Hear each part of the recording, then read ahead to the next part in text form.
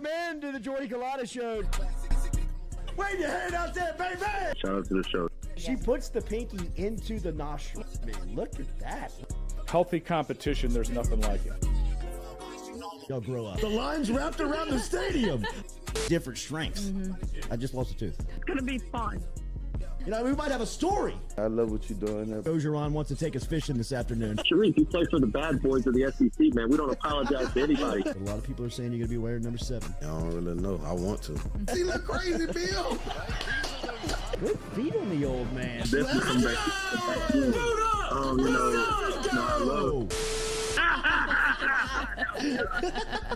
We'll be right back with the Jordy Culotta Show.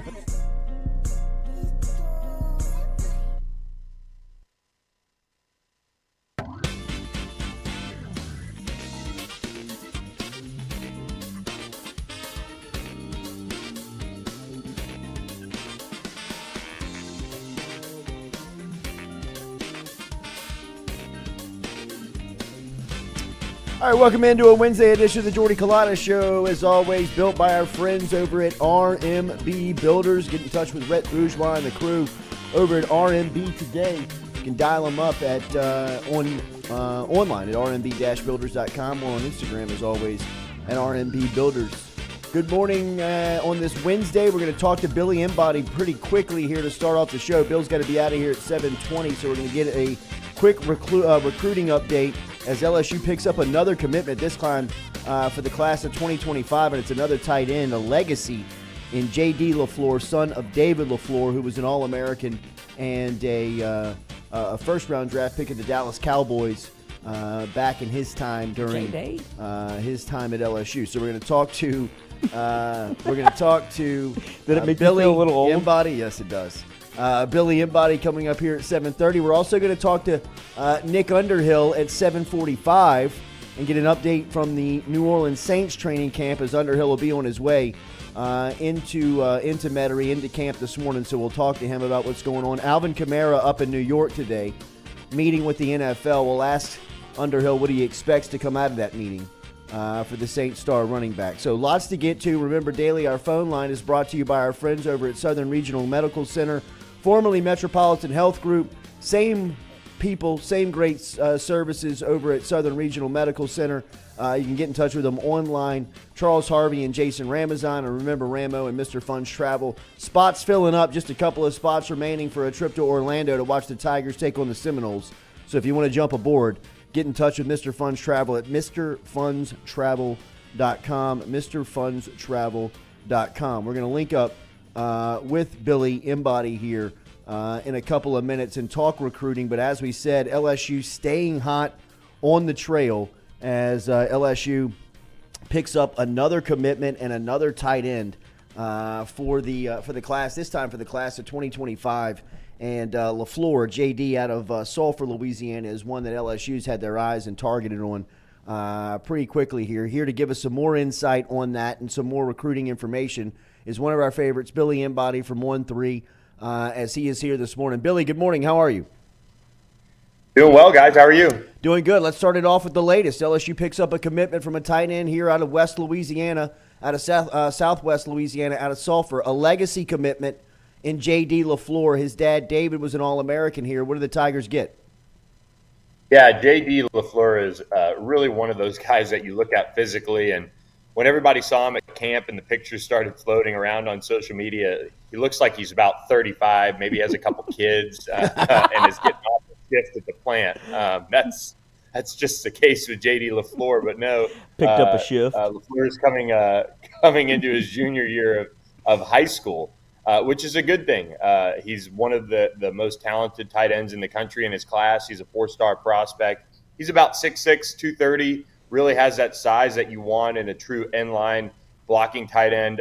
Somebody asked me on our board, actually, if maybe there's a chance he grows into something more like a offensive tackle. And, I mean, at this age, maybe. But he does run around fairly smooth for a guy his size. And at his age, he's pretty coordinated. He was clearly the best tight end at LSU camp when he pretty much earned the offer. They brought him back a few days later for more of a private visit with his family and offered him there. And really it was over from there. I think it was pretty clear he was going to end up being a Tiger. And August 1st was the first day that juniors could get contacted by colleges. Well, JD LaFleur said, you know what?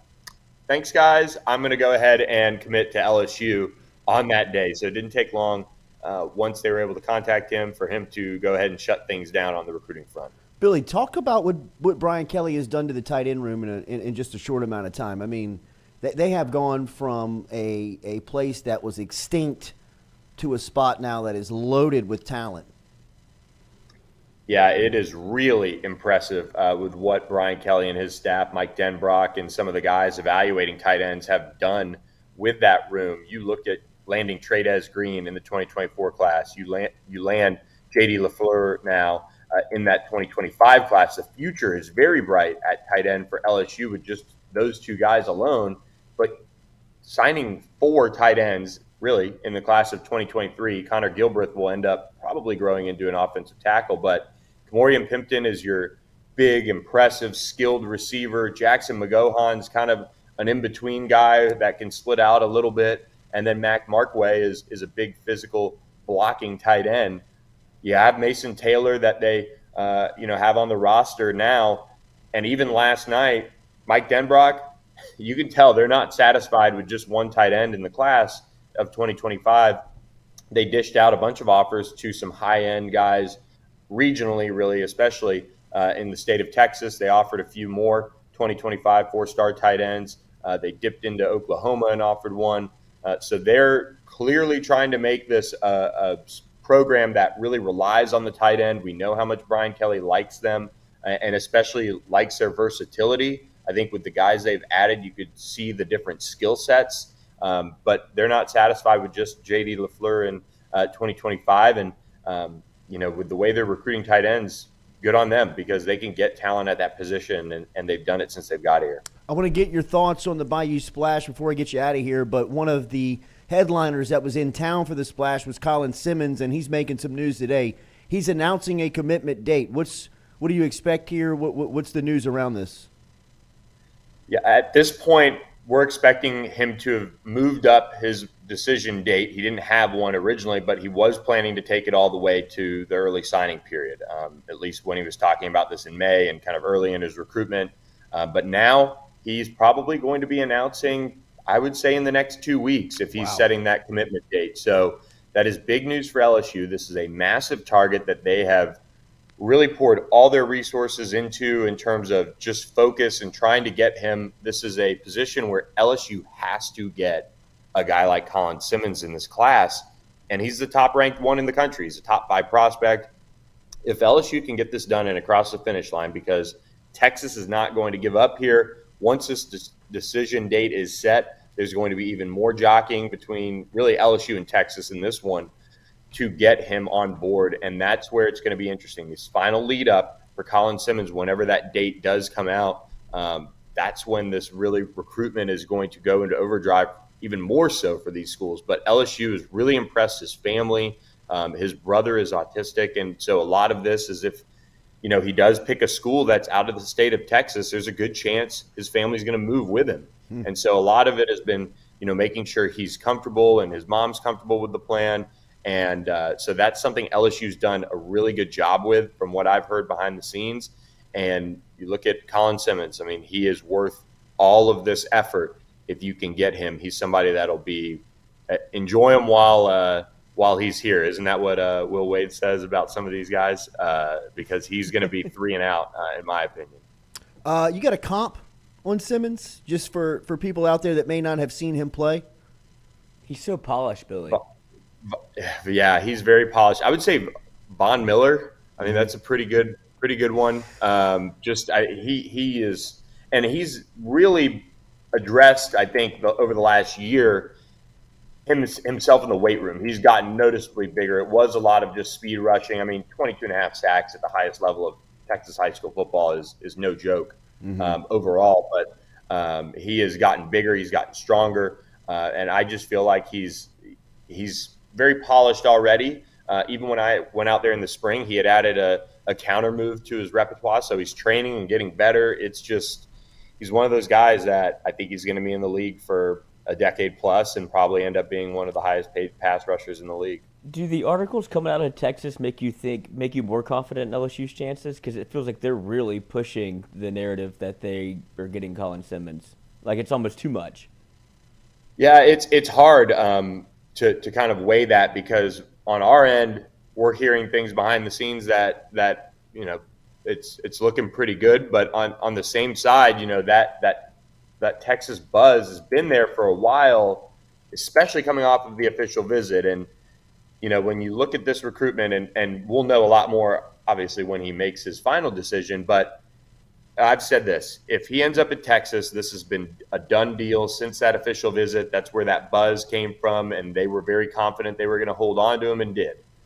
If LSU wins out, this push over the last really 2 weeks plus the Bayou Splash is what won the day, and that's why there's reason for both sides to feel confident. And I think both sides are willing to, make it worth his while to come to their schools on many levels whenever it's all said and done. So, and good players don't come without NIL. So I think that is something we're watching is once this commitment date is set, does one school get more confident down the stretch because of what they've put together and everything they've done in the recruitment?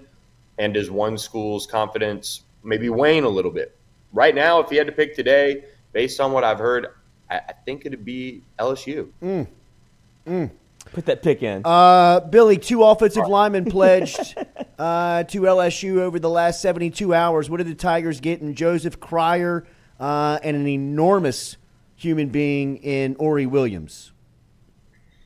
Yeah, kind of two ends of the spectrum here in a way. You've got Joe Cryer, an interior offensive lineman, a guard, maybe center, out of Natchitoches Central. He transferred from Manny now that Jess Curtis is there and his dad's on the staff there. And he has been a lifelong LSU fan. So once he got that offer, the flip was on. He told us he needed to just kind of go take that visit, spend some time, one more time with the staff, but it was likely it was going to happen. And sure enough, it did. About a 6'3", 6'4", 300-pounder who's going to be in that middle of the offensive line. And if you turn on the tape, he's nasty. He really plays with a mean streak that is noticeable in a big way. And when you put him in a tight space like that, that's the first order of business is you need to have that, and he does. So he's not somebody that's going to jump out to you like Ori Williams is on length and frame and all of those things, but he has that compact size and really just body to be a kind of a force in the middle of an offensive line. So we'll see how his senior year goes, but Ole Miss had him on board early, and LSU was able to flip him. Ori Williams is, like you said, a massive human, all of 6'7", I would say, and right around 300 pounds. And he is really somebody that is going to be able to spend some time with Brad Davis working on his technique, getting more fundamentally sound. When I went out and watched him in the spring game, he does play a little bit more of a finesse style, but he's out on the edge. He's pass blocking. He's still learning how to get that bend in his knees, and it's something he's been working a lot on over the past really year or so as he's blossomed into this huge offensive tackle prospect that holds offers from all over the country. But guys like him do not grow on trees, and Brad Davis has reeled him in. With the offensive line recruiting the way it's been the last 2 years, it's been really impressive to see him rebuild that room. And now you don't necessarily have to take a guy that can play right away, like a Will Campbell or even an Emory Jones. Zalance Hurd is there. He's physically ready and has a chance to compete early. You could take guys like Ori Williams that are physically exactly what you draw up in a left tackle, and even Ethan Callaway, the other commitment on the tackle front for Brad Davis. Both of those guys are high upside players that are just really scratching the surface. Billy, I know you just got a couple of more minutes. We'll get you out of here. The splash, we talked about Simmons. Obviously getting him here and making the impression was a huge mark for LSU. Outside of Simmons, they had the number one player in 2025 here. What was the takeaway from the weekend? Yeah, I think the biggest piece of news for me was Bryce Underwood coming to town. And Caden Durham is another big storyline, the Duncanville running back 4-star who's, I think, going to set his commitment date here pretty soon as well. But I think Bryce Underwood making his third visit to LSU over the last few months, with his parents once again is a huge storyline. He's the number one overall prospect in the country. There's about 5 months or so until he makes his decision. He's going to make it in January. I think he's going to come back for a game this fall. This is one of those things where LSU has got to finish the job here. And because they've invested so much time and resources here, you get this far down the road and you're having recruiting momentum kind of pick up in 2024, and 2025 looks like one of those classes that you're starting to play all the cards right, and you've got a chance to just have this elite class with how the state looks, especially in 2025. To get Bryce Underwood would be massive, and you've recruited George McIntyre too. But I mean, you could tell LSU is pretty all in on Bryce Underwood, and it's going to be interesting to see how that one plays out, because Michigan is going to do everything they can to keep him in state. And with a guy like that as the number one player in the country out of Michigan, is there another school that comes in here this fall and gets him on campus and starts to build some momentum? We'll see. But LSU has done a really nice job with Bryce Underwood, and that was big to see, because everything his dad's told us, they were really locked in on that junior season and preparing for that. And for them to make that time right before fall camp to come down for multiple days, I think is a really good sign going into the fall for LSU. One player from one listener, and we'll get you out of here. Chili wants to know about Ja'Cory Watson and where LSU stands with him. Yeah, Ja'Cory Watson, and LSU had a bunch of really highly touted receivers from Texas. DeCorian Moore, the 5-star from Duncanville, who's things are looking good there, I think, for LSU early on. They had Andrew Marsh, another 4-star receiver. They had Taz Williams, another 4-star receiver. But Ja'Cory Watson is out of the Houston area, and he's very high on LSU. And there's a lot of people that are in his camp that I think would like to see him end up there. I think it's going to be an LSU-Texas battle for him right now. But I think LSU is doing a great job on Ja'Cory Watson. He's somebody that really speaks highly of Coach Hankton and Sherman Wilson and all those guys that are recruiting him. And he's one of the best receivers in the country. He'd be a really good addition for LSU. Billy, thank you for your time this morning, man. Have a great day. I guess we'll see you out at camp tomorrow, right? I will be up in Dallas, so I'll be running around trying to get some Duncanville scoop, and also hitting a little SMU practice too. So I'll be wearing some multiple hats. Why don't you go to Holland Park? There he is. There's our guy. Billy, thank you, man. Anytime, guys. Thanks for having me. Billy Embody from On3. Read the work at on3.com and follow him on Twitter at Billy Embody. That conversation brought to you by our friends over at Ochsner Andrews Sports Medicine Institute, which is treating more than 30,000 athletes a year with innovative treatments for sports injuries. Remember, you can get in touch with Ochsner if you are an athlete, if you need to get back onto the field. Just log online to ochsner.org/sportsmed. ochsner.org/sportsmed. Ochsner Andrews Sports Medicine Institute gets the same sports medicine. You can get the same sports medicine care that the pros receive with minimally invasive treatments and quicker recovery times. Just go online to ochsner.org/sportsmed to learn more and schedule your appointment today. Ochsner Andrews Sports Medicine Institute. Don't let a sports injury keep you sidelined. Online, ochsner.org/sportsmed for more information. Appreciate Billy Embody for stopping by here this morning and giving us a little insight. That's big news on Colin Simmons, man. If Simmons is going to make his commitment here over the next 2 weeks, I got to imagine that LSU's feeling like they're in a good spot. You hear the two storylines there from Bill, and Bill, good job from kind of covered it from both sides. Of Texas had him on campus a couple of I believe it was just a little bit over a month ago.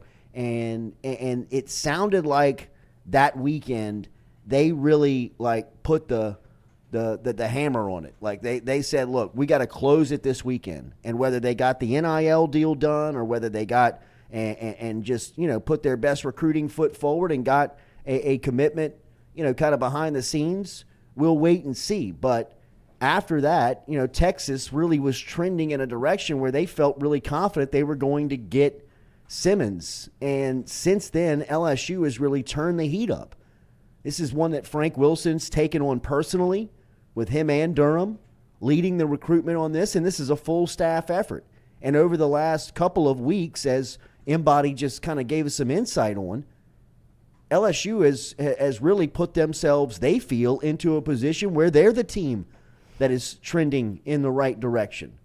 So if Simmons has said that he's heard enough, he's ready to shut it down. Going into his senior year, he's ready to be done with the recruiting stuff and have it behind him and make his commitment.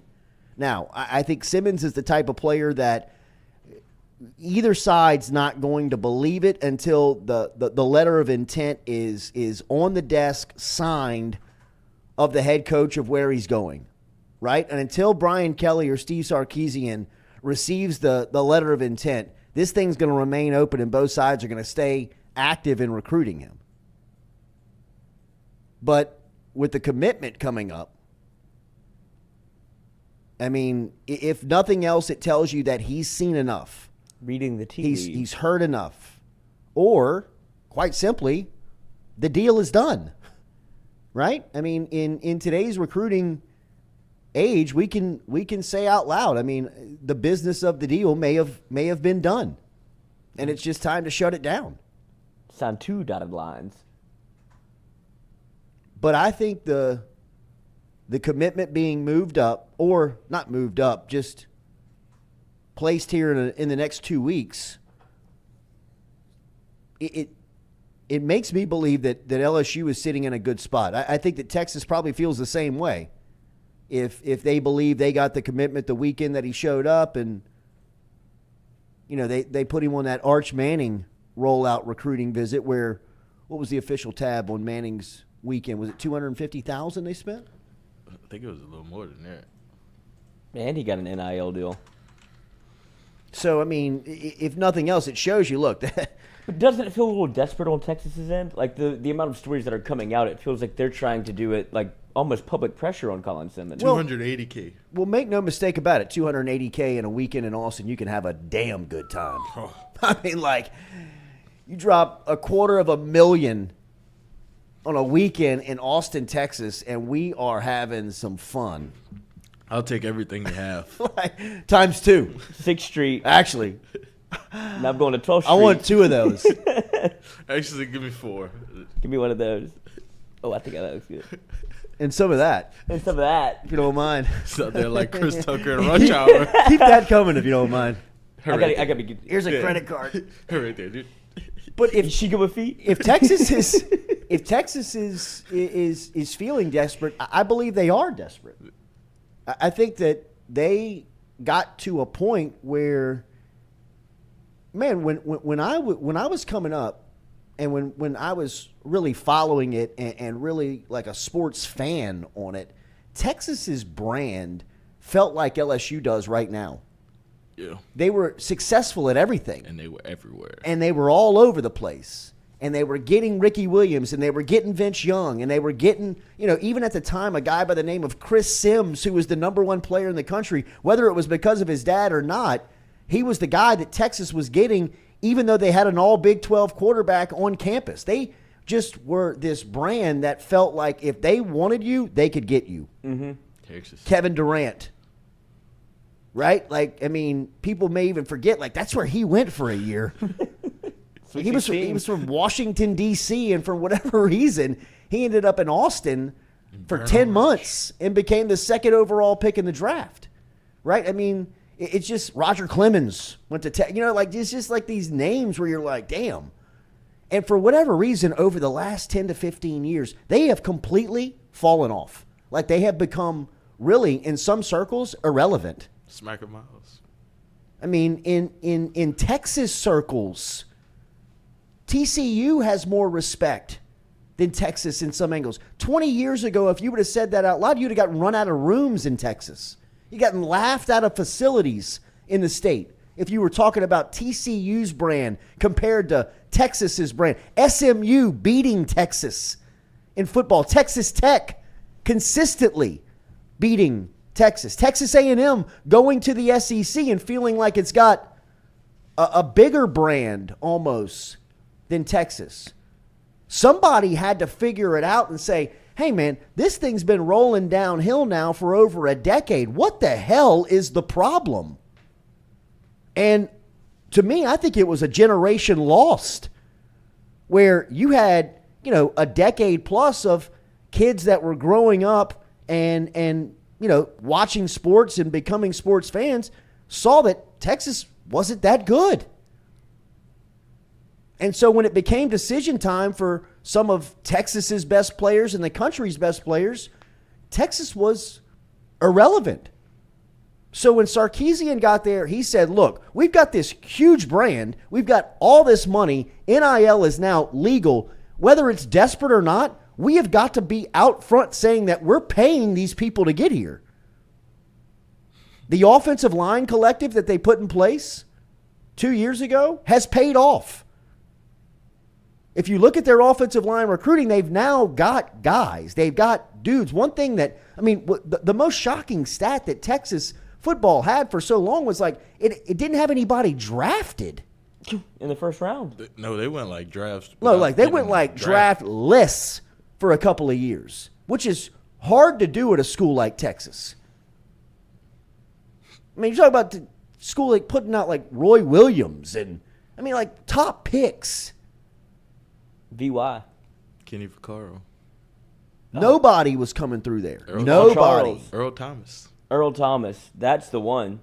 He was like the last one. Mm-hmm. Kenny Vaccaro might have been the last one because he's a little younger than Earl Thomas. But I think Earl went in the first round, like early. I think Kenny But Vaccaro is went it first. Saints traded up for Vaccaro. Yeah, but they took him like 31st, right? I think, yeah, that, no, still I, think, first I rounder. think Eric Reed was the first safety in that draft, and Kenny Vaccaro was the Was the second one. safety. Yeah, because I remember thinking that the Saints might take Eric Reed if he was still on the board. Be like, oh, wait, they never draft LSU players, and they went Vaccaro.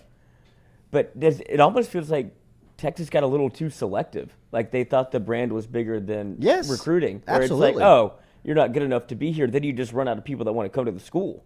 It's like, it's almost they shot themselves in the foot. Yeah. Saints drafted him 15th overall. 15th. Wow. Where did Eric Reed go? 6th? Yeah. San Francisco, I think he went 7th. They're close enough. That feels right. 12th.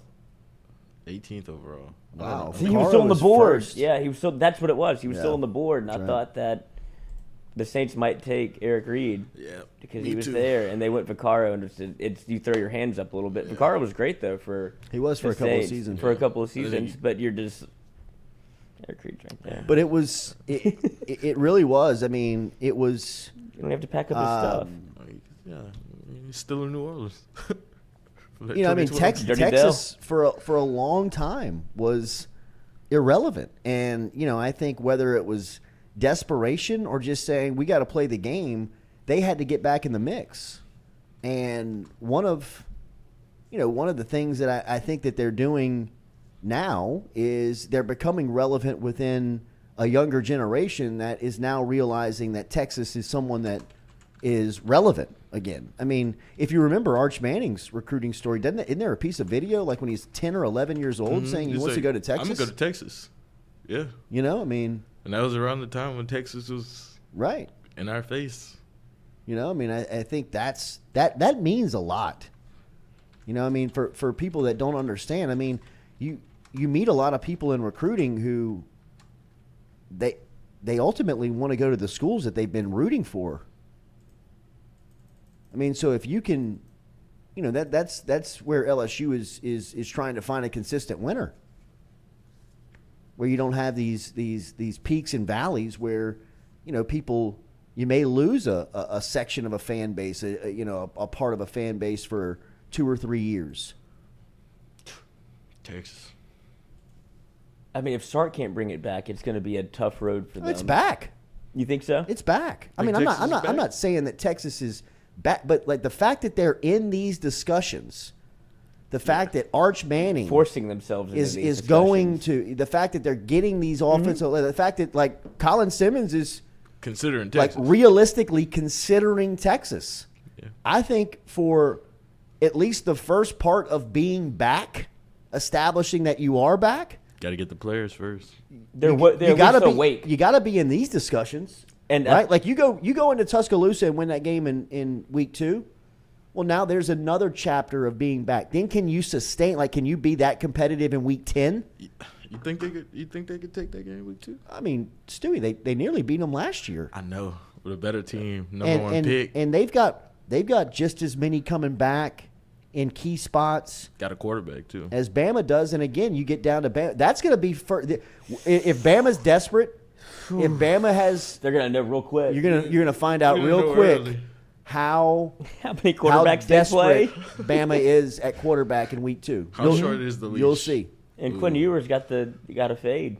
All business. And if Quinn Ewers is a pro, this will be Gonna a find great that out, too. opportunity for you to showcase that, because in the first quarter and a half of that game last year, it's arguable that he was the better quarterback. And Bryce Young was on that day. He won that game in the second half for Alabama. Put the cape on. Right? But for the first quarter and a half, Quinn Ewers looked like everything I had heard that Quinn Ewers was.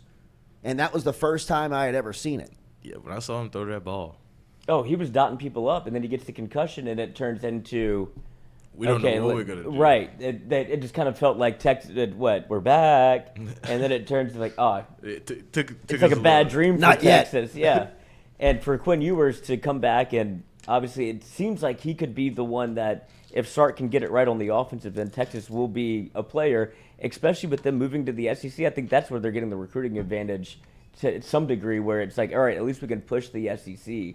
Because that's what a lot of people was a deciding factor of either playing in the Big 12 or the Playing in SEC. the SEC.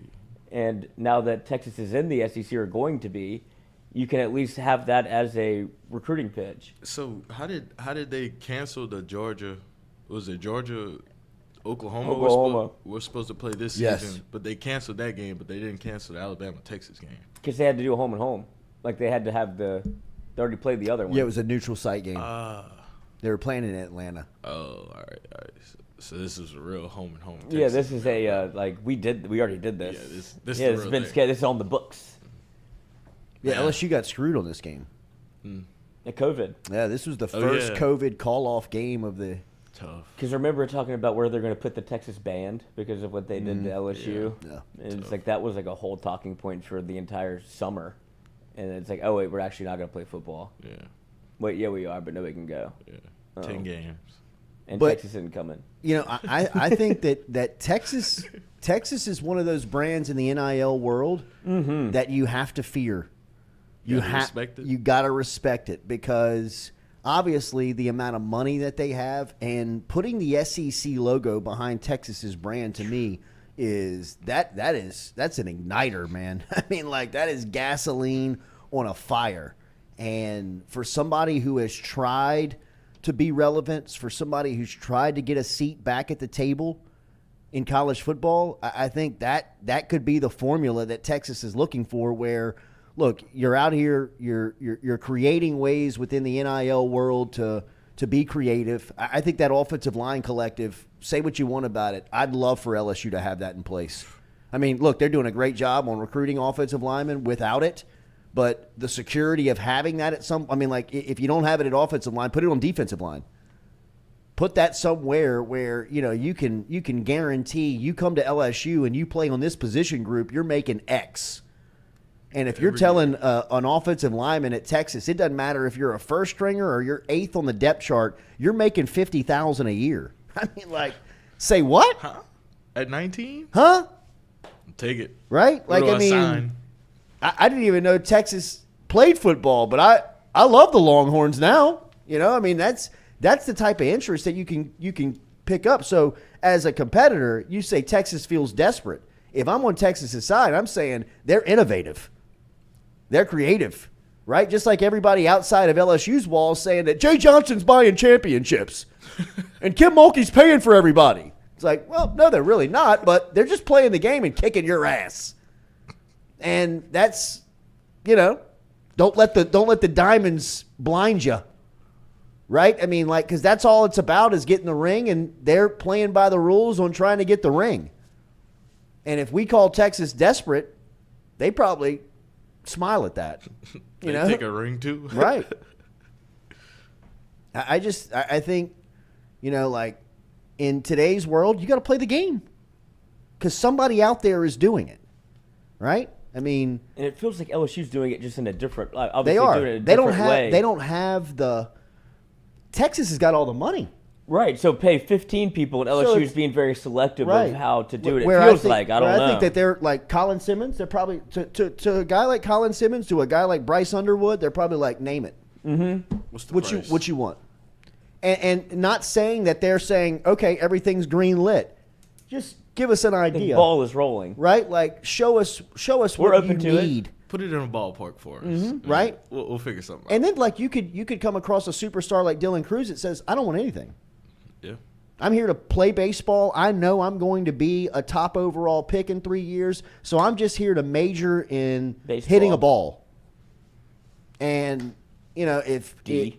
when he gets to his junior year, he signs a sunglasses deal, or he signs a trading card deal, then maybe it's time then. But up until then, Cruz wasn't hearing anything. Paul Skeens didn't take an NIL deal.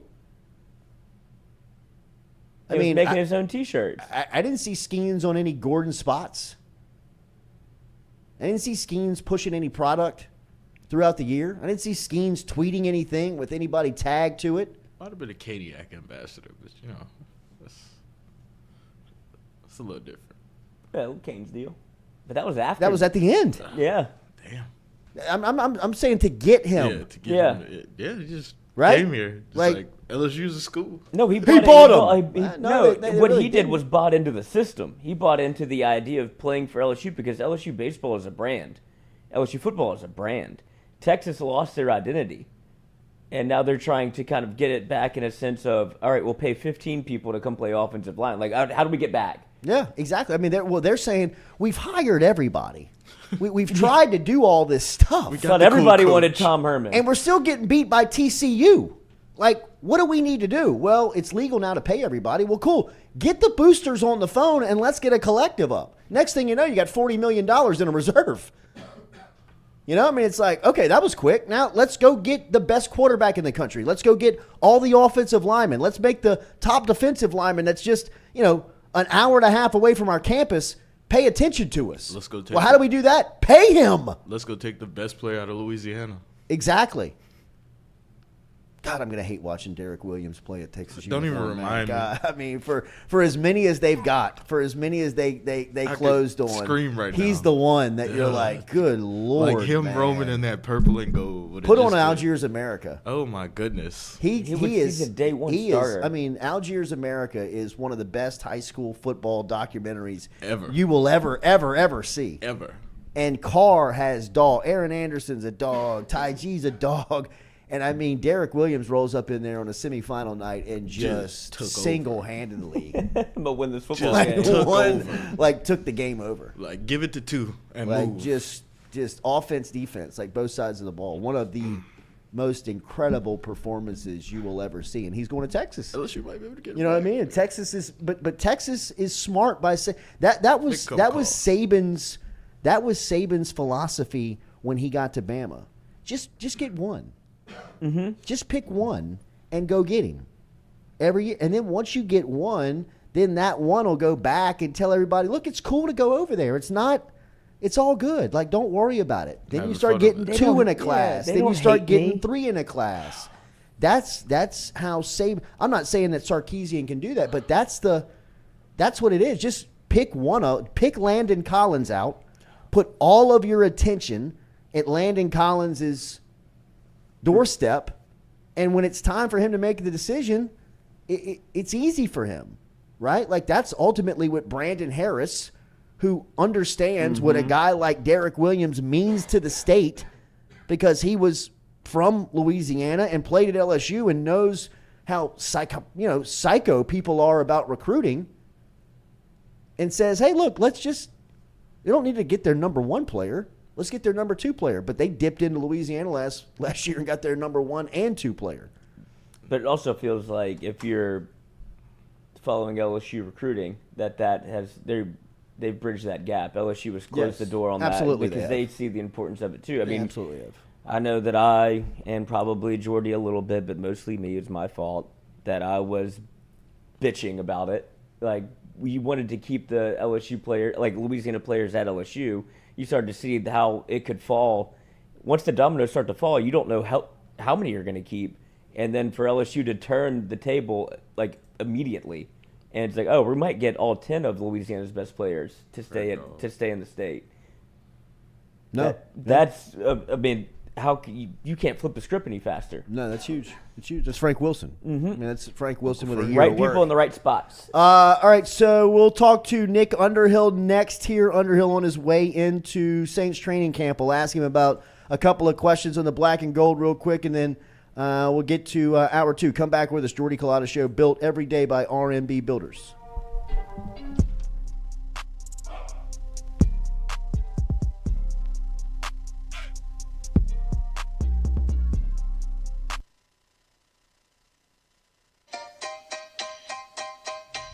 Hey fellas, it's Jordy Culotta for my friends over at Men's Total Health. Guys, do you suffer from fatigue, decreased libido, erectile dysfunction, weight gain or loss of muscle mass, signs of depression, anxiety, hair loss, mental fog, general loss of interest? Then you might be suffering from low testosterone. Go see my friend Mike Roach and his great team over at Men's Total Health, over in Metairie at menstotalhealth.net online. And stop in and see how they can change your life today. A simple shot and some knowledge from Mike Roach can get you back up, moving with your energy, get your sex drive back, build your muscle mass, make you feel young again. All online, menstotalhealth.net.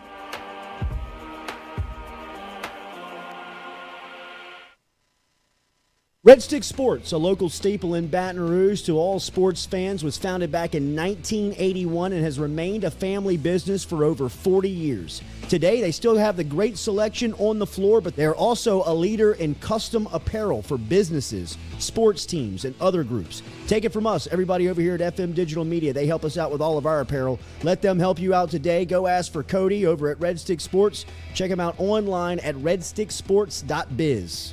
We're all from different places and backgrounds. We've each experienced our own versions of life, but in the end, we're all on the same team.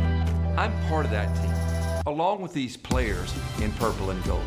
Kayshawn Buddha, Malik Neighbors, Miles Frazier, Kyron Lacy, Greg Brooks. Whether on the field or in the courtroom, your team matters. So join our team. make a difference. Bet. Let's get it done.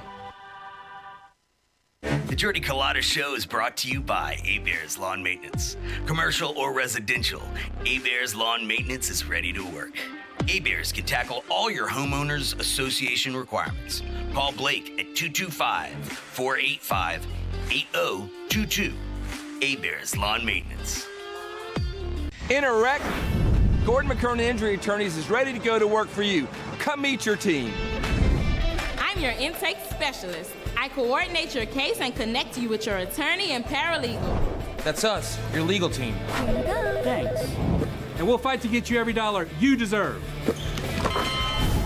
I'm your settlements and disbursement manager, and I'm here to get you paid on time. I'm attorney Gordon McKernan. Put our team to work today. Just call us. Get it done.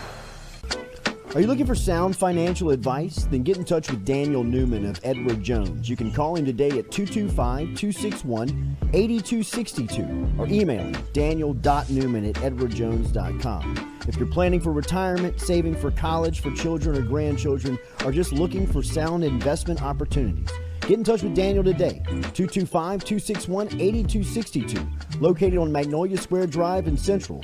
Daniel Newman of Edward Jones.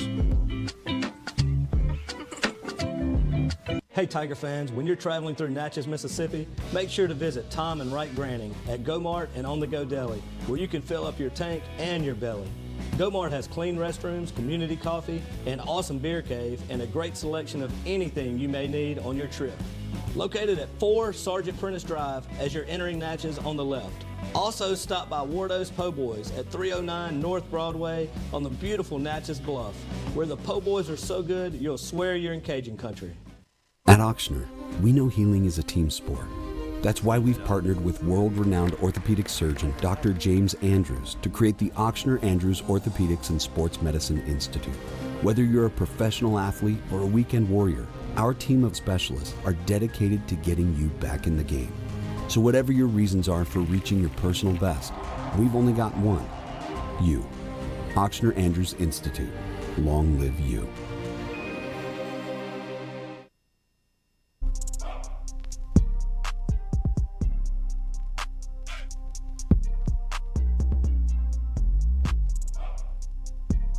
Here, Jordy Culotta Show is always built by R&B Builders. One of our guys that we have really followed on this journey into independence is our guy Nick Underhill, where he is taking it to another level. If you are not following New Orleans.football, you are either dead or not paying attention. Live under a rock. Seriously, because they are everywhere.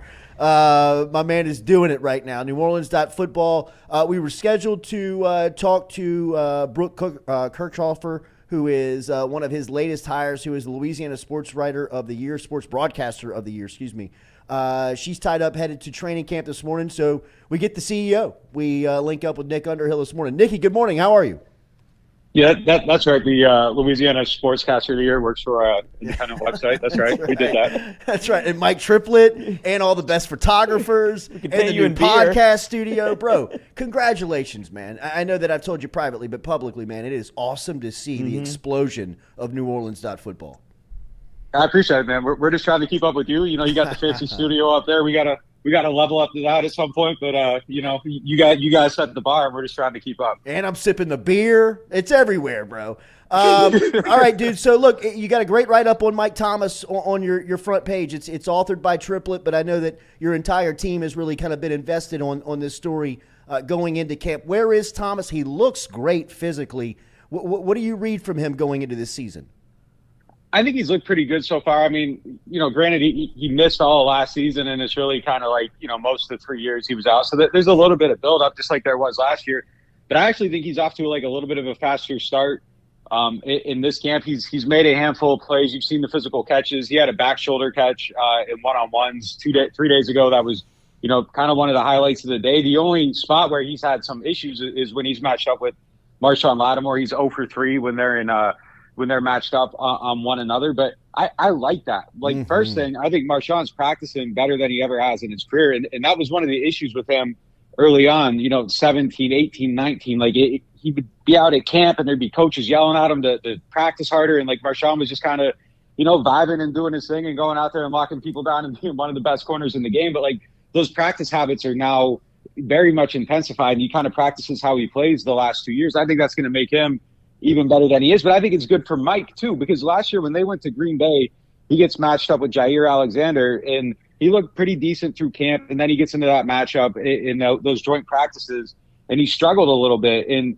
you know, there was just a clear adjustment to high level competition. And it was a little bit different once he got out there, and he needed that to be, you know, ready going into the season. But he even started the season last year. I thought he was a little rusty against Atlanta, made a handful of plays, but still, there was some stuff that I thought was left on the field. I think that matchup's going to make him better. But look, he looks good. He's kind of where you would want him to be, you know, after missing everything and, you know, 6 practices in. I think he's off to a pretty good start.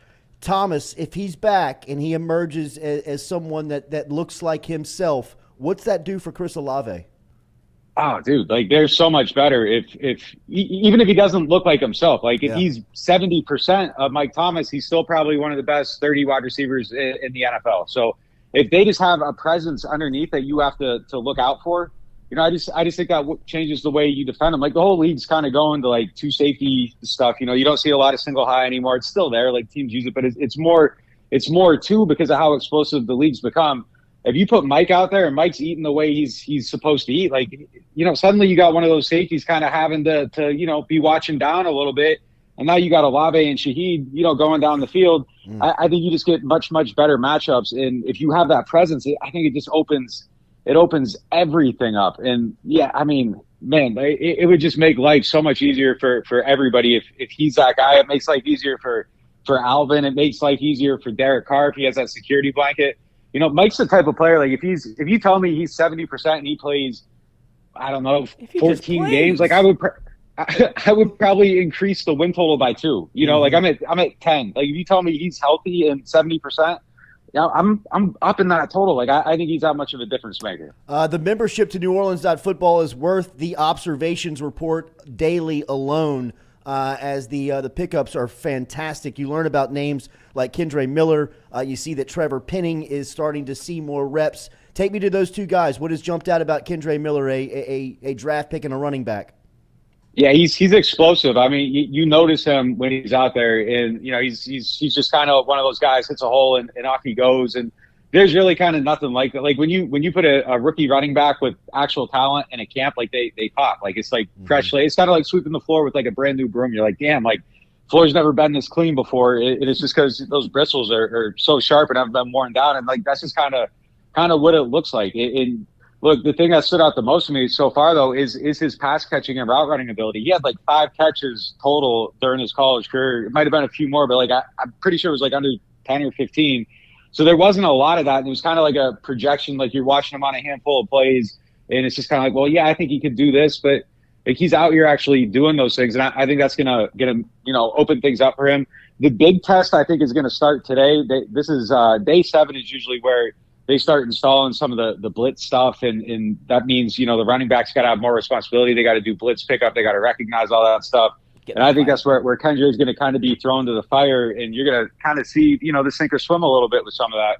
But I think so far he's been really, really good, and I think he's outshined Jamal Williams to this point for sure. Like not even a question. So I think he's off to a great start. Penning, the run blocking is great. We saw it last year. I think there's still a lot of stuff in pass pro. He's just going to have to kind of settle in, get his legs under him, keep going. But I don't see anything super concerning yet. But we're only day 2 in pads. I think the sample size is a little too small to know exactly where he's at. Do we know anything? Do we expect anything with Kamara visiting New York today? I know that he's going up there, and there's been some outcome in the court case. But any expectation of what happens today in the league office?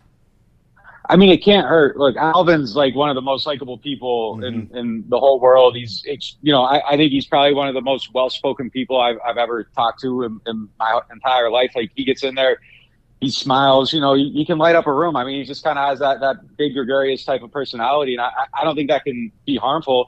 I mean, I'd be surprised if he doesn't get suspended, though. I mean, it's on video, But right. The fact that it got settled, it didn't become a big court case. This, I think it's probably going to be like 3-4 games max. I don't think he's going to get the 6 that it probably would have been if it went through the court process. So I think it's probably 3 or 4. He probably appeals, maybe gets it knocked down a game or 2. I don't think it's going to be something that's super lengthy. I would set the ceiling at 4. Last one, I'll get you out of here. I know you're pulling up to camp. The tight end room has seen 2 new additions, one of Foster Morrow coming back home and then Jimmy Graham coming back home. That room looks pretty loaded right now with Juwan Johnson and Taysom Hill being there. What have you made of that group up until this point? I'm not jumping fully on the hype train yet because I think there are a lot of maybes in that group. Like Foster Morrow's looked really good in camp, but historically the numbers haven't been blowing you away, but he's had some great plays. Jimmy Graham has shocked me kind of with some of the plays he's made so far, but he's old and I need to see it for a while before I'm going to jump back in on that. I do think Juwan Johnson has a really high ceiling. I think he's still on the right track. He's making plays. He had an explosive screen yesterday. He took kind of the distance. It is interesting, though. I mean, I think they are improved at that position. I just don't know how far, the improvement's going to be. But all the signs are there. I think everything's encouraging. I mean, dude, their offense as a whole has been it's a lot different than it was a year ago. And I think last year we were trying to talk ourselves into things. I think this year you're seeing things and you're like, I'm going to be careful because last year, it got fooled a little bit by a couple things, but all the signs are there, I think, for them to be a really, really good offense. I lied. This is the last one. Derek Carr. What have been your impressions? Good job, dude. It's just, it's just different. It's different, man. The deep ball is beautiful. The stuff underneath is on point. It's accurate. The line of scrimmage seems commanded. It's different. He's everything you thought he was going to be. The thing with Carr, though, is it's the stuff under pressure in games when the pocket's closing in on him. What are the decisions he's going to make? That's the stuff that has to be a little bit better from the Raiders days. So, I mean, I'm not surprised that in this setting, everything kind of looks, it's been great, but it's that game action and just kind of settling it down and all that. But again, that's where Mike comes into play. That's the ultimate safety valve. You got a pass rush closing in on you, and you got Mike Thomas that's going to make any catch within his radius. That kind of makes you a little bit more confident to stand in the pocket and just kind of get the ball out and throw it in the face of pressure. So that would help a lot. Alvin being full Alvin, I think, is another cheat code on those type of plays. So if all the pieces come together, I think everything's there for Carr to have a really, really good season. NewOrleans.football. Get your membership today. It is expansive coverage of the Saints. You will not find coverage anywhere else that is covering it like NewOrleans.football. Nick and his team are doing a fantastic job. Keep up the great work, man. Thanks again for the time. Yeah, no problem, man. All right, man. Nick Underhill checking in this morning from NewOrleans.football. I cannot encourage you enough to get over and check out what they got going on. It is far and away from an independent site, very similar to what we do daily, right? I mean, we do a podcast daily that you can find our social media. You can find our YouTube channel. Nick has got a dedicated website, podcast, writers, photographers, videographers, and broadcasters that are committed to bringing you nothing but New Orleans Saints coverage. It is by far and away the best that you will find around. Find him on Twitter at Nick_Underhill or online at NewOrleans.football. That football report for the New Orleans Saints is brought to you by our friends down in NOLA at Katie's Restaurant. Get in touch with Scott, Craig, and the crew down at Katie's Restaurant by logging online to katiesinmidcity.com. katiesinmidcity.com. You will find out fast that it is one of New Orleans' favorite spots for the locals, for people coming in, for people that need just a quick bite to eat. It is a great neighborhood spot over in on Iberville Street in Mid-City. It is online at katiesinmidcity.com. Been around since 1984. Great spot, great people, great service, man. I cannot stress enough how cool of a spot it is. Every time we're down in the city, we always stop in, see Scott, Craig, and the crew. I tell the story that I was just bouncing around the quarter one Sunday afternoon and ran into a couple of tourists. They told me that they had just gotten back from eating at a great spot. I asked them where it was. They told me it was Katie's. I didn't tell them my relationship with the restaurant. I just let them ooze out their love for what they had just experienced, and it was all about the service. I mean, they said at the top that the food was fantastic and that they love New Orleans food and that it was great, but they could not get over how good the service was at Katie's. They said they actually stayed an hour after they left just to continue to take in the scenery and talk to the people because of how cool of a spot it was. I could not. I told the lady after she was just kind of telling me about her experience. I told her what I did for a living and our relationship with Katie's, and I said I am going to stress this throughout, giving testimonials about what Katie's is. And she said, please, because she meant it. She said that it was the truth. She said it was a great experience and that she loved being there. So go check it out for yourself. katiesinmidcity.com. katiesinmidcity.com. And it's always cooler during football season because everybody's in there talking about SEC, Saints, pros, all of it over at Katie's. So go check them out.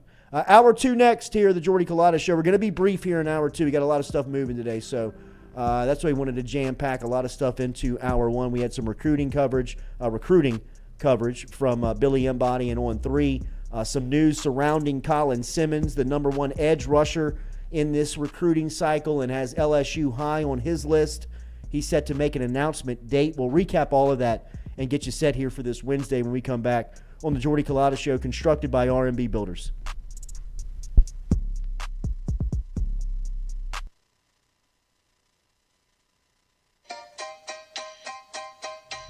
Hey fellas, it's Jordy Culotta for my friends over at Men's Total Health. Guys, do you suffer from fatigue, decreased libido, erectile dysfunction, weight gain or loss of muscle mass, signs of depression, anxiety, hair loss, mental fog, general loss of interest?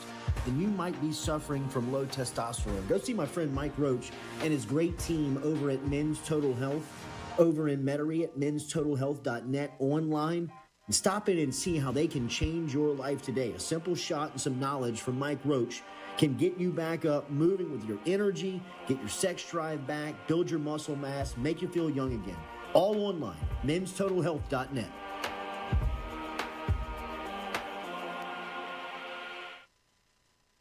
Red Stick Sports, a local staple in Baton Rouge to all sports fans, was founded back in 1981 and has remained a family business for over 40 years. Today, they still have the great selection on the floor, but they're also a leader in custom apparel for businesses, sports teams, and other groups. Take it from us, everybody over here at FM Digital Media. They help us out with all of our apparel. Let them help you out today. Go ask for Cody over at Red Stick Sports. Check him out online at redsticksports.biz.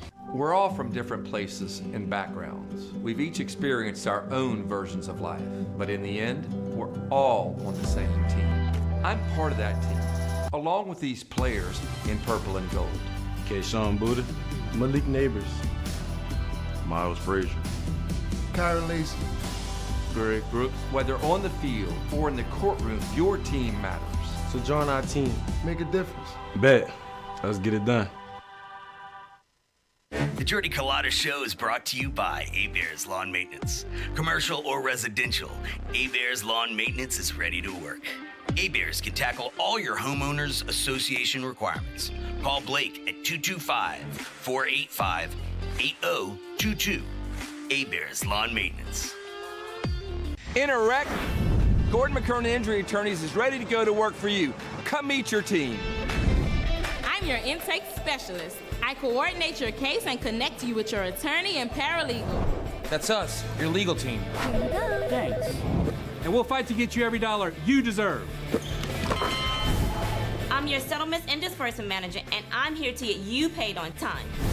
I'm attorney Gordon McKernan. Put our team to work today. Just call us. Get it done.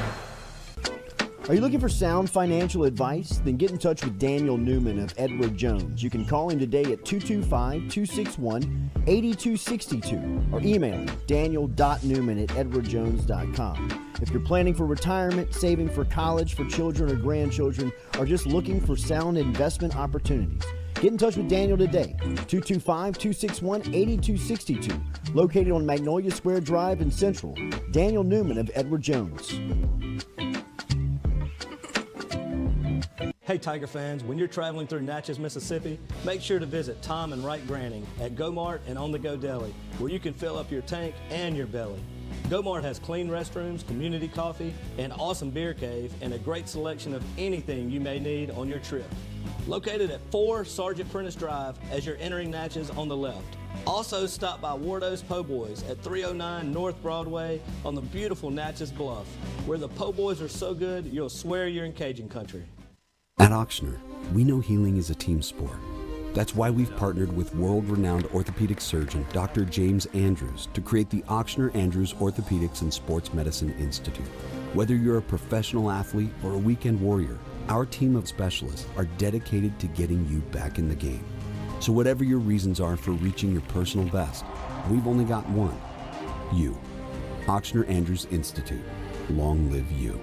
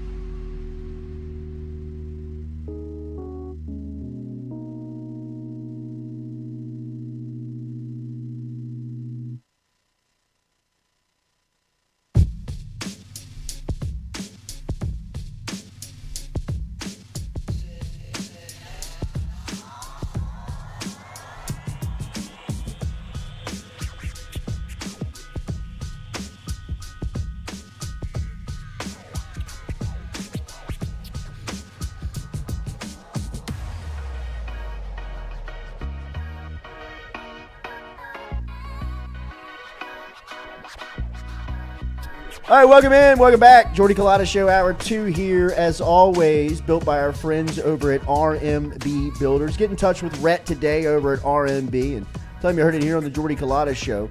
Looking forward to our move here. About to start construction on Monday of the new studio over at Click Here Digital. Remember, Click Here Digital can take care of all your digital marketing campaigns. You can get in touch with them today online at clickheredigital.com. You probably don't know that there is a digital marketing company in the state of Louisiana right off of Drusilla and Airline that is doing about $100 million in business annually. It is one of the top automotive digital marketing companies that you can find. It is also very experienced in the legal field and is really changing the way that businesses do business. They are rolling out and showing digital marketing plans that are proven, that work, that are accountable, and have a analytics system of feeding back numbers that is unmatched. It's software that they own on site at Click Here Digital and created themselves. It's the technology that really sets them apart. If you are a decision maker, if you're an owner of a business, if it is your responsibility to grow the business, to grow the bottom line, you at least need to take a look at Click Here Digital and what they offer. Online, you can find them at clickheredigital.com. If you want to get in touch with them directly, you can just email me, jordy@clickheredigital.com, jordy@clickheredigital.com, to learn more about what's going on over at Click Here Digital, a marketing success machine that you can find out about right here in the state of Louisiana, right here in Baton Rouge, located on Interline, online at clickheredigital.com. All right, real quick, Hour 1 recap. Good stuff from Billy Embody. Billy came through here and talked about Colin Simmons. Simmons is going to announce his commitment date today. We had a little confusion in studio. Yeah, Lloyd said that he was thought that he was going to pledge here this morning. The game is moving too fast for me, Coach. Which was going to be an enormous story, which would have really been good for LSU. Mm-hmm. But as I wanted to believe it. As more Billy than said, anything. the announcement is good for LSU. I believe so as well. And Billy, though did he put a pick in? He said that I don't he think he put feels his good pick in. about LSU. But that was as unofficially official Right, as it can be. right, It's like right, if I had to put a pick in, I would pick LSU, which right. is, I mean, Billy's been on the He's been RPM right. meter. He's gotten burned before. That's okay. I understand why he's a little gun shy, but for him to even put that, like, I wouldn't say a rubber stamp, but at least kind of, all right, I'm gonna slide this piece of paper over to you. Here's what I think. Don't tell anybody. That feels good because I'm telling you, when you watch Colin Simmons, it felt like didn't ever feel like he was really on the table for LSU. And now the amount of progress that they've made and the amount that ground that they've made up. If you can get a player like that, and somebody in the chat, I'm sorry, I don't remember who said it, but like if you can pull Harold Perkins out of Texas, what's to stop you from getting Colin Simmons? But it feels like Perkins' recruitment was totally different. It was A&M and LSU. Right, exactly, but it's still Texas. Yeah. And A&M felt like such a power player at that time of the recruiting year, where it was like, what do you want? Here, take it. I don't even know what, like, there's no number. It's whatever you name. And then for him to announce that he was committed to A&M, then would it take a month? give me Colin Simmons and Harold Perkins on the edge. Oh my goodness. I'll be edgy. I mean, like, Quincy are you Wiggins? kidding me, man? Oh my goodness. Oh, we keep forgetting. I mean, about Deshaun Quincy. Womack. Yeah. Where's he at? I mean, Quincy Wiggins. Jeez. Garrett Nussmeier, you ain't going nowhere. You don't want to play What this you gonna defense? do, man? His defense. I mean, here's your NIL deal, but you're not going anywhere. Yeah, keep that yellow jersey on me at practice. I don't want to face him at a game. For as much as I can't wait for this season, and I can't wait, man. I haven't been this fired up for an LSU football season. It feels, I'm sure it's every year, but I mean, it feels like it's been a minute since I've been like amped a month out, like I am, ready to watch LSU play. You didn't feel like this in 2019. No, I did not. No. You couldn't. You had no. You should have known. I didn't know. You didn't know. I didn't know what I was about to see. Yeah. I knew Joe was going to be good, but I didn't know he was going to be that good. But I did know, like, on the opening drive against Georgia Southern. Oh, yeah. Like, I was like, oh, wow, that looked a lot different than anything that was fast. we've ever seen. That was really, like, right down the field. I mean, it was just pick, pop, pick, because pop, I pick, remember pop. It made my brother. It made my brother weep in the stands. Oh, yeah. No. I think that there was, grown like, man a grown man was there crying. was old men around me, like, I mean, like, this is a my new God. day. Like, this is, hug me. Is it going to be like this? This is amazing. What are we watching? It was so efficient. Yes. It was just like timing. I mean, the play clock never got to 20. No. I mean, like, it was just touchdown. like, oh my God, they're so much better than everybody out Jamar here. looks so good catching the. That it's touchdown. That's That first still touchdown? still one of the first highlights you see of him. Is that Great throw. slant because of the camera angle? And then he's just like, Yeah. hello world. Drops the mouthpiece. Just like, wow, this team is gonna be. they're here. something. Turf tape on the arms. Ooh. Texas watched that going, oh, we're not playing LSU that we thought we were going to play. Oh my goodness. It's about to be real different. I think Texas knew when Jamar took that ball off that dude's head. This ain't the LSU. That of first old. I think that first fourth down stop. I think Ooh. it was like, oh And wow. There's still a part of me that believes if that LSU Texas game goes a different way, I think Texas is on a different trajectory than LSU is right now. Yeah. Because it just felt like it killed them. Just to drop the. Because they didn't play a better game all year. That was as good No. as Texas played all year, and LSU was like, "Oh, we're gonna fight." And that to me is conversion? that's the biggest testament of that LSU team is that you got everybody's best punch. What was that? A 2-point conversion or running back drop from Texas? Yes. No, that was a touchdown. That was a touchdown. That was a touchdown. And he was wide. That was a touchdown. It hit him. That was a game it hit him changer in the face. That was a game changer. The I game mean, was it way too bounced close. off of him. Sam Ellinger, coach. It bounced off of him. Hey, Better throw. But 3rd and 17 is haunting to Texas. I mean, McConaughey before, like they're showing him, he's just, getting Minister of Culture. Texas, baby. Texas. I mean, I think they're playing like Sandstorm in the background. I Pulled mean, up like, in a fucking Lincoln Yeah. with the horns on the front. He's about to. If they could have stopped, McConaughey might play quarterback they the next blew a drive. cannon through Joe's jersey Oh, on national television that morning. And Joe to was me, watching. that was some like '90s game day stuff. Yes. It was Like violent. the fact that ran in 2019 was amazing. Like I remember being in my living room and being He was like, "Oh my god, damn, they just pulled the trigger on that cannon. through a jersey." Through a Like, 9 jersey. I mean, there's Where'd that a ball hole go? through that jersey. Like, This is insane. you got Jimmy Burrow sitting in the sun, just like horns. I probably shouldn't have done that. He's like, I let the emotion get the best of me. Claude gets the horns down. like he was coaching or something. I mean, just sun glaring off his Eaten up by face, the dude. sun. I mean, like He's red. he looked like Pete Tom Red. Coughlin in Green Bay. And he's after this game about to get way better I tickets. mean, just like they got Burrow's dad sitting in the clouds, man. I mean, he got him on the sun. Yeah, that's why he wanted the Texas game in 2020. Oh, I'll put but I'll put McConaughey in 305. I have not been this Optimistic. just excited about A season. right. I mean, it just and I can't tell you how fired up I am from next year. You know what I mean? Like that was what I was leading into.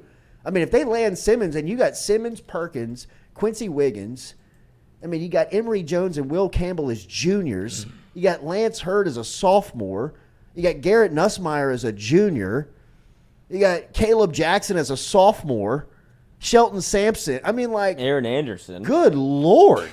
Good Lord. I mean, I didn't even mention a player from this recruiting class besides Simmons. Defensive lines are. I mean, about to hate LSU Taviano as a sophomore. Ugh. It just Sage Ryan's a Derek redshirt Williams junior. transferring back in. Come on, D. Yeah, come on. Come on, man. Like, Get that money 1 year at Texas and come back to Baton Rouge and play safety, what man. better place to do it than the boot, man? It's home. It's different. It's different. It feels different. You don't do want it to at talk to home. Matthew McConaughey that much. Yeah, you don't.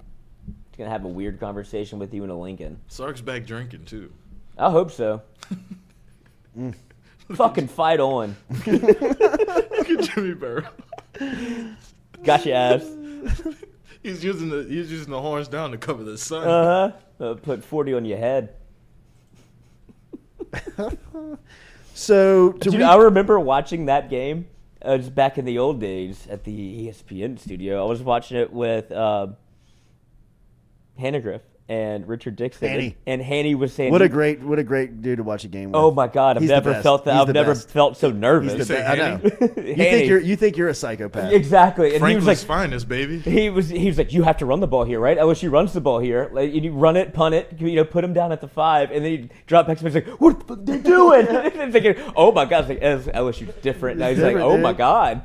That's fun. Jefferson It's breaks fun. away Jefferson from him, across runs the away, middle. dude. Just like, oh my God. It's like a bad kid that stole something. I mean, just I I'm getting remember away. getting up in the living room. I was like, That's the hardest high five I've ever gotten.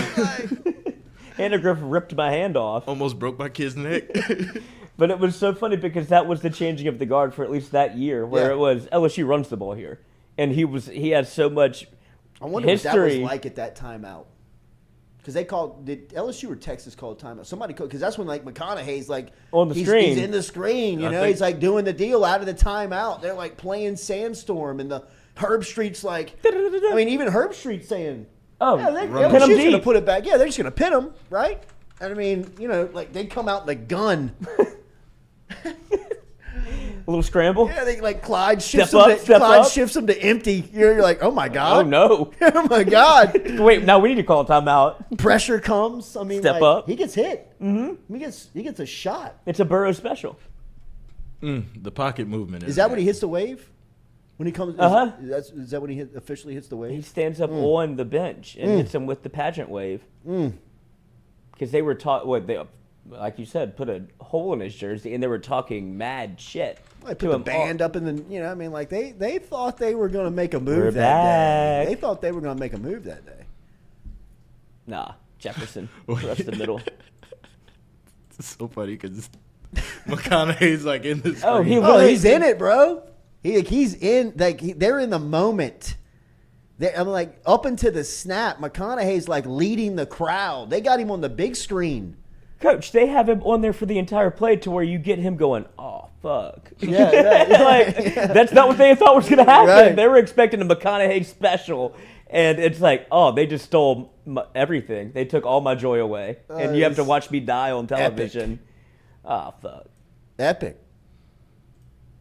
They still Time's a flat. Time's a special all year. up in it. And look at Jamar trying to find work. Everybody's trying to find work. Game. Oh, the pocket work. Jimmy. The pocket work. Hold up. Go back to the pocket. Threw him a work. knuckleball. He did throw him a knuckleball. Coach, you get crushed. Damn. I know. Bring it They're back. gonna get us. Do it again. They're But gonna what get us. feels crazy about, like, 2019 obviously feels special because it was a flash in the pan. Like, oh, it came out of nowhere a little bit. This feels like sustained success. Yes. I don't want to count my chickens. You got depth. But it just feels like you're in the right hands. You got depth. We're in the right place. Mhm. Yeah. Even That's if they what it win, is. like I don't really expect a national championship this year, but I expect to be in every game that LSU plays. Absolutely. That's all you can ask for. I think they're a Final Four team. I really do. I think it'll come down. Georgia's You know, still I so mean, good. it'll come down to. Do you want come down to that first Saturday in November again? Do you want Alabama to have a loss before that? No. Do you think that helps you? No. Just to I want to tee that thing up every year. I mean, end of the century. If LSU has if LSU's got a 50-50 shot every year where they got as good of players and they got as good of a coach, I want that thing Be as game good of the as you century every year. I want that thing built up to being just cataclysmic, legendary every year. Win all your games. Every year. But like you were saying, like these Bama games coming up, like LSU Bama games, they'll have some NFL talent all over the field. Yo, tell me, hey, Jake. throw me one of those hats, please. Bet. Get it done. Jake from Gordon State dropped Farm. off some 888s for us. Oh, let's go. Bet. Get it done. My man, appreciate it, sir. Look at that. He's committing. Bet. Get it done. Bet. We just got it dropped off to the front door here. Shout out to our people Lauren Lane and Alex Ludwig over at Gordon McKernan. as they dropped us off a couple of 888 hats. We appreciate our dude in the G Squad. Greg Brooks was through here last week. Tigers report for camp tomorrow. So we will have some camp news for you. We will have some insights for you as LSU is there for another season. As we said, we're fired up for this year. Thank you for being here today. Make sure to hit that like button, share button, comment button. As we sign off, we'll be back with you tomorrow morning, 7 a.m. Did we get all the way through camp this year? No sussies? Oh, absolutely. Yeah, we know the rules. We got it. Absolutely. Absolutely. Absolutely.